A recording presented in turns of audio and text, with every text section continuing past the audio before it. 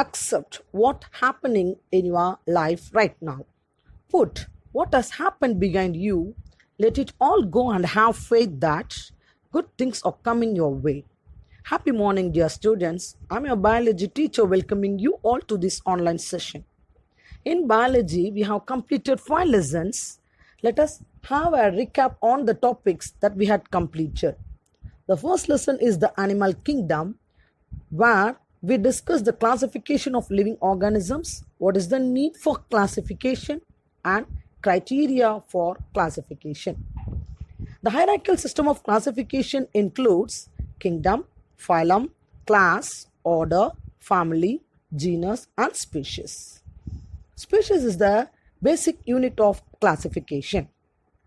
The classification is based on several criteria such as level of organization, symmetry, germ layers, and coelom. Symmetry. It is of 2 types. One is radial symmetry, other is the bilateral symmetry. Based on germ layers, the animals can be classified into 2, diploplastic and triploplastic. Organisms with 2 germ layers are diploplastic. They have only ectoderm and endoderm, and with 3 germ layers called triploplastic, which have ectoderm, endoderm, and mesoderm. Finally, coelom. Coelom is nothing but body cavity. So based on coelom, animals can be classified into acoelomate, pseudocoelomate, and eucoelomate. Animal kingdom can be broadly classified into 2 types due to the presence or absence of notochord. They are invertebrates and vertebrates. Invertebrates and vertebrates have several phylums and classes, and we have discussed the characters of these phylums and with several examples in our previous class. In second lesson, organization of tissues, we have seen about plant tissues and animal tissues. Plant tissues are broadly classified into 2, permanent tissue and meristematic tissue. Meristematic tissue is of 3 types: apical meristem, intercalary meristem, and lateral meristem that you can see in this picture. Permanent tissue is divided into 2, simple tissue and complex tissue. Simple tissue has parenchyma, collenchyma, and sclerenchyma.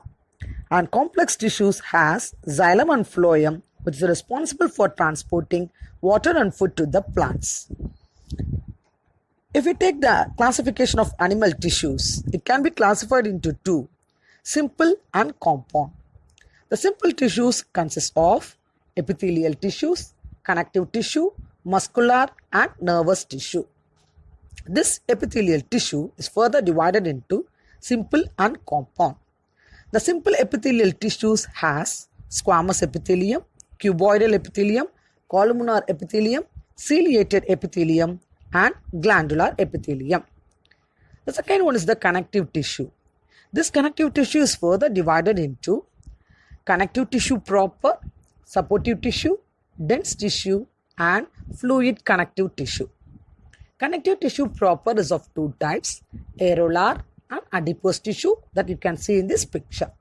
Supportive tissue has 2 types. One is cartilage, another one is the bones. And dense connective tissue has 2 types. One is tendons and ligaments that you can see in this picture.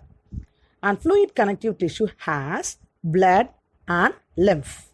Blood is made up of RBC, WBC, and blood platelets. Muscular tissue. Muscular tissue is divided into 3, skeletal muscle, smooth muscles, and cardiac muscles. A nervous tissue includes neurons, which is responsible for transmitting the nerve impulses in our body. Finally, in this lesson, we had discussed about cell division. That means amitosis, mitosis, and meiosis. Its significance and stages elaborately in our previous class. I hope you have gone through these topics before itself. The third lesson is plant physiology, in which we have dealt with tropic movements and nastic movements. What is tropism? Movement of plant towards the stimulus. External stimulus is called as tropism. So there are different types of tropism: phototropism, geotropism, hydrotropism, thigmotropism, and chemotropism. And the nastic movements are divided into photonasty, thigmonasty, and thermonasty. We have seen with several examples and pictures you have also seen. And at the end of the lesson, we discussed about photosynthesis. What is photosynthesis? The process of preparing food by plants, that is called as photosynthesis. And what are the raw materials needed for photosynthesis and the equation for photosynthesis. And we have done some activities also to prove photosynthesis. And what is transpiration? Loss of water from the aerial parts of the plant is called as transpiration. And we have seen some of the types of transpiration, such as stomatal transpiration, cuticular transpiration, and lenticular transpiration. Next, we move on to the fourth lesson, organ system in animals, in which we have seen the different types of organ systems along with their functions. The first system we have seen is the human digestive system, which comprises of alimentary canal and the digestive glands. The alimentary canal starts from mouth and ends in anus. So you can see in this picture the various parts of the alimentary canal and the associated digestive glands, such as liver, pancreas, etc. And the next system is the excretory system, and we have seen the structure of kidney and nephron and how the urine is formed in detail. And in third system is the reproductive system, wherein which we have seen the male and the female reproductive organs, which is responsible for the production of gametes. So in this lesson we have discussed about digestive system, excretory system, and reproductive system. And the last fifth lesson is the nutrition and hygiene. This we have been looking for about 2 weeks of our classes. So wherein which we discussed about different types of nutrients, such as carbohydrate, protein, vitamins, minerals, fat, and water. And we also seen some few deficiency diseases of these nutrients and its symptoms. And we also dealt with why the food has to be preserved. What are the various methods of food preservation, and what is food hygiene. And we also seen about what is food adulteration and what are the various methods of adulterants. What are the various adulterants they are adding in the food and the health effects also. And finally, in this lesson, we have seen about the food safety.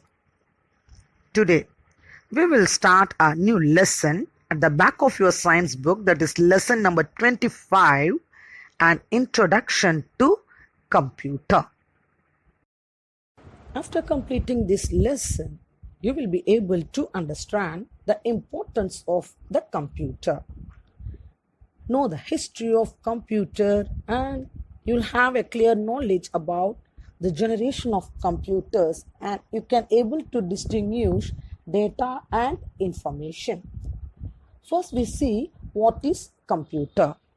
Computer is an electronic device which manipulates and stores data and information through commands or program codes. I repeat, computer is an electronic device which manipulates and stores data and information through commands. The computer that was designed in the year 1946 was equivalent to the size of a huge classroom. You can see in this picture. So the computer that was designed in 1946 looks like a huge classroom. When compared to the computers of the early stages with today, the size is minimized, but the efficiency and the speed has increased infinitely. Not only the speed, but also it can be used according to our convenience as desktop, laptops, and mobile devices. The size and shape of the computer has been modified on the basis of our need. Generally, the computer operates by the exchange of commands between the hardware and the software. What is hardware? Hardware can be touched and felt. You can see some examples in this picture. Hardwares, keyboard, mouse. But what is software? Software is, we can't able to touch the software. Software is nothing but it's a program that is encoded in the computer. So software or programmed and coded application to process the input information. Hardware is lifeless without software in a computer. So hardware and software is important in a computer. We will discuss the history of a computer.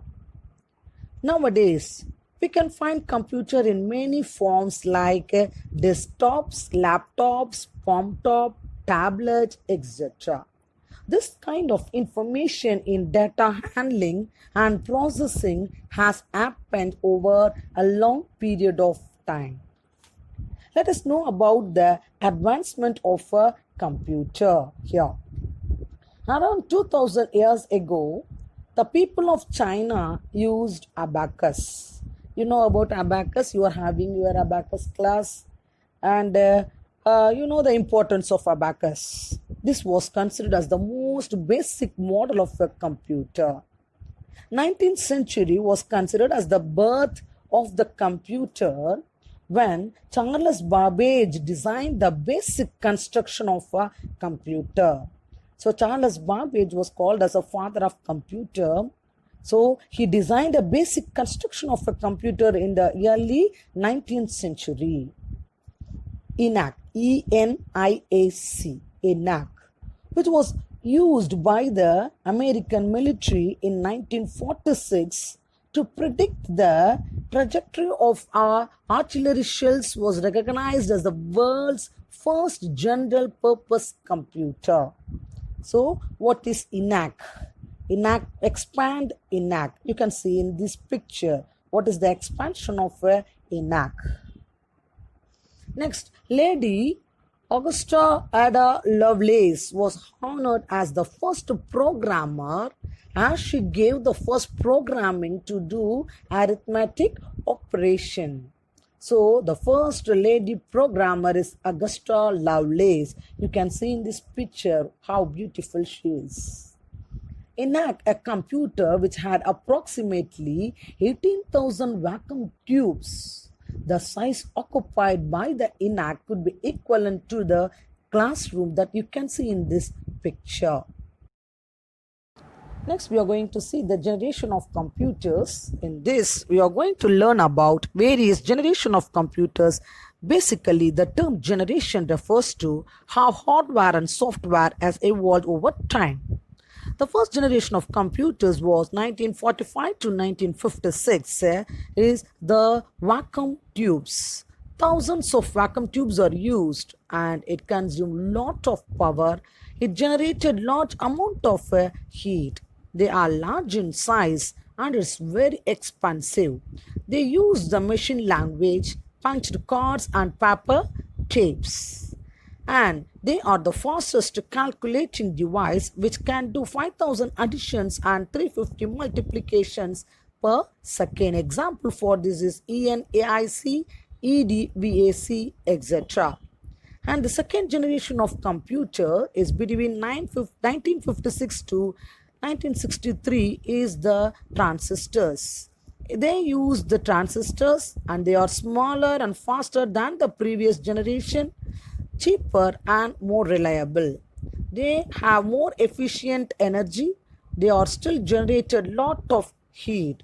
They use the magnetic code technology and they can save instruction in memory. They used machine language and assembly language. Example, IBM 7080, CDC 3600. Third generation of computer was between 1964 to 1971, where they used the integrated circuits IC. These integrated circuits are smaller and faster, and they are cheaper than the previous generations. They are accessed using the keyboard monitor. They use the operating system which enable to run different applications at a time. They are made available to large number of people, and example is IBM 360 and PDP 11. The fourth generation of computer is between 1971 to 2010. They uses the microprocessor with VLSI. VLSI is a very large scale integration.